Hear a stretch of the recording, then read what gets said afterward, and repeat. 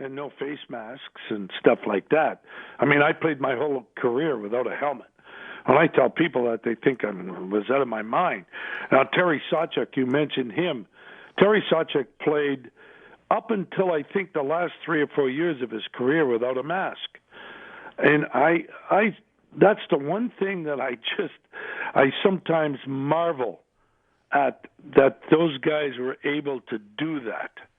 I just marvel at it, to tell you the truth, because it's one thing not to play without a helmet, because in my day we had so much respect for one another. You just didn't hit me above the shoulders, and I didn't hit you above the shoulders.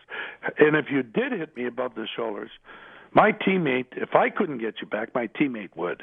And everybody knew it, so you protected, and everybody had a little bit more respect for one another. But in this day and age in our society, there's no respect for anybody anyway. So it's getting worse and worse and worse, this respect factor. And, I mean, quite frankly, that to me is a major problem in hockey. You don't have the respect of the other player. If you don't respect them, why do you not try to hurt them? And we never tried to hurt anybody. But I think these guys really try to hurt them now. They tried to injure a guy. Yeah, I know in the 3 years that you were in Chicago, you finished amongst the league-leading scorers over those 3 seasons, but you also played with a great player in Bobby Hull. Tell me a little bit about what made him so great and how that fit in Chicago. Well, it was his rink-long dashes. He would pick the puck up behind the net, and he was so fast. And people didn't realize the goal. He wasn't called the Golden Jet for anything. I mean, for nothing. I mean, he was fast. And so I would try to I'd watch his game, and I'd skate behind him or in front of him, and or what have you.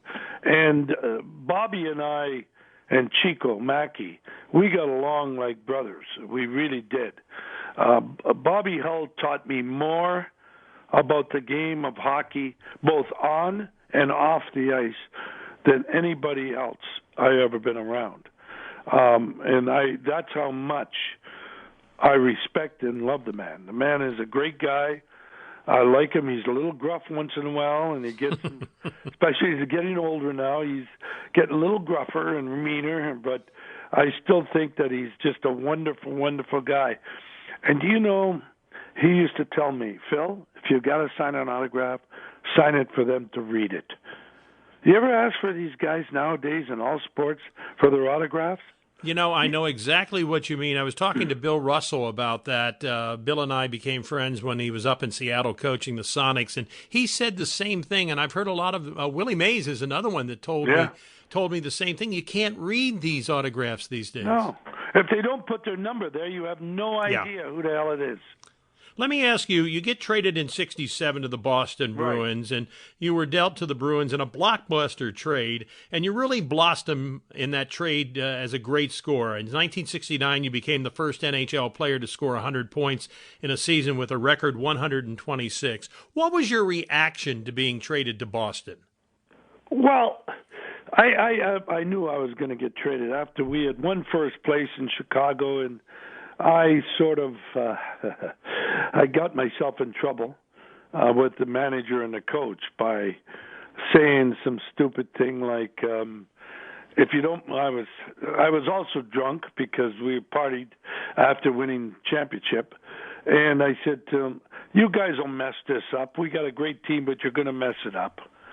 And they did, by the way. But anyway, and when I went to get my expense check, the secretary, I heard Tommy Ivan, who was the general manager, say, give that guy his expense money and tell him to make sure he takes all his stuff with him. Well, I knew I was going to be traded. But then later I found out that I was going to be left unprotected in the expansion draft, and I ended up 7th in the league in scoring that year. I went from 11th to 9th to 7th. And Scotty Bowman later told me they were going to make me their first pick in the expansion draft, and I would have ended up in St. Louis. But with 10 minutes to 12, 12 was the deadline at midnight, they traded me to the Boston Bruins. And how I found out was from the public relations guy.